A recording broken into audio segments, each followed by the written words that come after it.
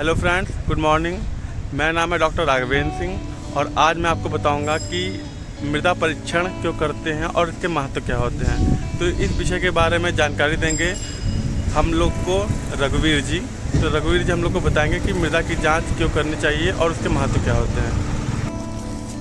नमस्कार किसान भाइयों, मैं रघुवीर Singh senior research fellow IIRI new Delhi से हूँ और मैं आपको बताऊँगा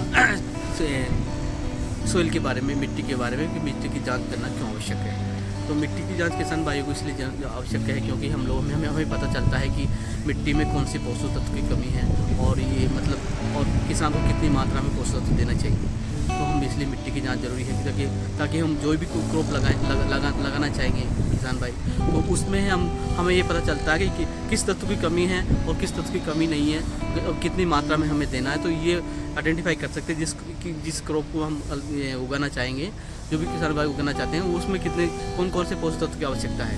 तो इसलिए हमारा महत्व बढ़ जाता है कि हम उसमें कितना खाद्य है, कितना पानी है, कितना मॉइस्चर है उसके अंदर, और उसमें उसका सॉइल का pH, EC वगैरह निकालने के लिए हम लोग ये मृदा का परीक्षण करते हैं। मृदा परीक्षण करने के क्या फ़ायदे होते हैं, तो अब रघुवीर जी हम लोग को बताएंगे कि मृदा की जाँच कैसे करते हैं, कैसे हम लोग लैब में इसको करते हैं। तो ये रघुवीर जी हम लोग को बताएंगे कि मृदा की जाँच करते कैसे हैं।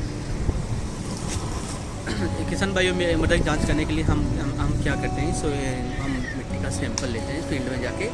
तो वो रेंडोमाइज भी कर सकते हैं हम कई जगह से सैंपल कलेक्शन करके, और फिर उसको मिक्सअप करते हैं। मिक्सअप करने के बाद उसको 4 भागों में डिवाइड कर लेते हैं और आमने सामने वाला का जो भाग है उसको हम डिस्ट्रॉय कर देते हैं, उसको निकाल देते हैं, और जो भाग बचता है उसको लेके हम लोग फिर उसको आगे की प्रोसेस के लिए लेके जाते हैं फील्ड के अंदर, लैब के अंदर। तो फिर वहाँ हम लोग उसको छाया में सुखाना पड़ता है सॉइल को, सैंपल को। सुखाने के बाद क्या करते हैं हम लोग, जब हमारा 4-5 दिन में सब सैंपल सूख जाता है तो फिर उसको हम पीस लेते हैं, मतलब छान लेते हैं, पीस कर और छान लेते हैं। छान के फिर उसको हम लोग एनालिसिस के लिए ले जाते हैं और उसमें पता चलता है कि हम जो सॉइल नमूना जो हम लेते हैं उससे ये पता चलता है कि हमें इसमें कितना नाइट्रोजन, कितना फास्फोरस है और मिट्टी के अंदर कितना है। तो हमें ये किसान को ये सुविधा हो जाती है कि हमें कितने मात्रा में खाद देना और कितने में नहीं देना, और कौन कौन से पोषक तत्व की उसमें कमी है और उससे हम कैसे उसका निर्धारण कर सकें। ओके, तो धन्यवाद रघुवीर जी, आपने हम लोग को बहुत ही अच्छी जानकारी दी।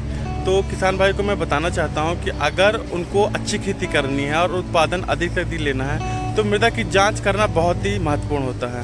अगर हम लोग मृदा की जांच करते हैं तो हम लोग को ये पता चल जाता है कि हमारी जो मिट्टी है उसमें किन पोषक तत्वों की कमी है, तो हम लोग उनकी पूर्ति कर सकते हैं। और अगर हम लोग आधुनिक विधि से खेती करते हैं तो ये पता होना चाहिए कि हम लोग की सॉइल की कंडीशन क्या है, उसकी हेल्थ क्या है, तो उसके बारे में हम लोग को पता होना चाहिए। तो मृदा की जांच करना बहुत ही महत्वपूर्ण होता है। तो मृदा की जांच कीजिए और उन्नत खेती कीजिए, जिससे हम लोग अपना उत्पादन बढ़ा सकते हैं और मृदा के स्वास्थ्य को भी इम्प्रूव कर सकते हैं। धन्यवाद, बहुत बहुत धन्यवाद आपका हमारे चैनल से जुड़ने के लिए।